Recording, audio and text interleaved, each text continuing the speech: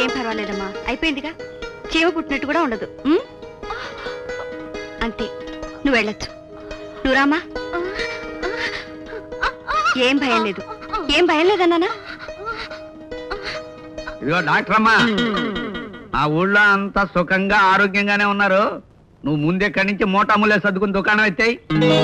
ఏమిటి ఏమిటి మీరు అనేది? ఏంటి మా ఊరు తెలుగులో చెప్పినా మీకు అర్థం అవ్వలేదేంటి?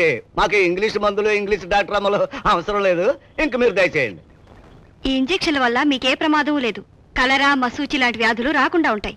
బుర్రలు తక్కువ ఇలాంటి రోగాలు మా ఊరు పొలిమేరలో కూడా రాకుండా మేము ఆట అమ్మోరు సంబరాలు చేస్తాం. మీరు ఇలా ఇంజక్షన్లు అన్నారంటే అమ్మోరు కోపం వచ్చేయగలదు. కట్టండి. అర్థం లేకుండా మూర్ఖత్వంతో మాట్లాడకండి. నేను చెప్పేది వినండి. ఇంకా నువ్వు చెప్పాల్సింది మేము వినాల్సింది ఏమీ లేదు. ముందు ఇంజక్షన్ ఆపుతావా లేదా? నేను ఆపను. ఇప్పుడు ఎలా చేస్తారో చేయండి చూద్దాం. వెళ్ళి ఆ సిరంజి పట్రా. అబ్బులో ఆగో. ముందు క్షమాపణ చెప్పు. ఆ మాట అంటానికి నువ్వెవడివి? నేనా? వీళ్ళల్లో ఒకడిని, వీళ్ళ మనిషిని. నా వాళ్ళ అనవసరంగా చేసుకుంటే క్షమించేవాడిని కాదు. ముందు క్షమాపణ కోరు. అనవసరంగా మనుషుల్ని కొట్టే అలవాటు నాకు లేదు. అసలు అతను ఏం చేశాడో తెలుసు? వాడేం చేశాడో తర్వాత విషయం. వాడేం చేసిన అవసరంగా నువ్వు చేసుకోవడం క్షమించరన్నారు. ముందు క్షమాపణ కోరు. ఈ ఊళ్ళో మీ మనుషులు ఏ తప్పు చేసినా చెల్లుతుందా? నిజంగా వాడు తప్పే చేస్తుంటే ఊళ్ళో పెద్దలు ఉన్నారో వాళ్ళకి చెప్పుండాల్సింది. అంతేగాని వాడు తప్పు చేస్తే నువ్వు తప్పు చేయడం తప్పు కదా. నువ్వు అనుకున్న దుకాణం మొత్తం లేపెత్తా. బండి తిరగేసేస్తాం.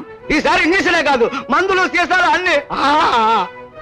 మా వాళ్ళు కోపంతో రెచ్చిపోయి ఏమైనా చేయకముందే మర్యాదగా క్షమాపణ కోరు. I don't care about you and your bloody friends. And then listen.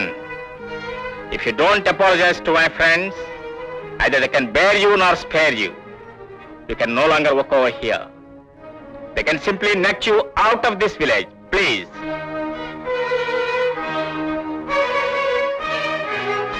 Okay. I'm sorry. Roy, తను నిన్ను కొట్టినందుకు క్షమించమని కోరుతుంది, మన్నించు. ఆడదలే పాపం. సరే నువ్వు చెప్పే కదా గురు, క్షమించేద్దాం. Excuse me.